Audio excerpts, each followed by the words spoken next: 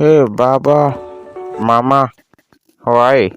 ‘Yata yaushe an ka dawo? Oh, ‘yata to barka da zuwa. Jiya ma nake maganin ma yaushe za ki dawo. Ya kike? Wallahi lafiya ƙalau nake. Mama, baba, wanga mutum na nake son aura. Wani mutum ne hala ina yake?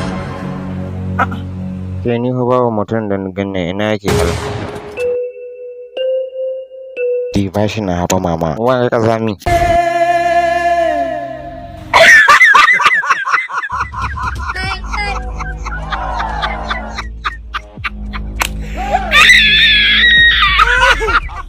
Yanzu ke wanga don Allah ina zaki tafi da Allah yan ce ki kawo mijin aure yanzu wanga zaki kawo mana talakan ba za ka zamin da na mutane da Allah diba ko talkamin da yake sayar da su da Allah yanzu ya hakikan kai ina kai dawo wan banza to shi yanzu ka zo ka kare mana martabar gida diba yanzu da kai to haka kazan da Allah wan banza to shi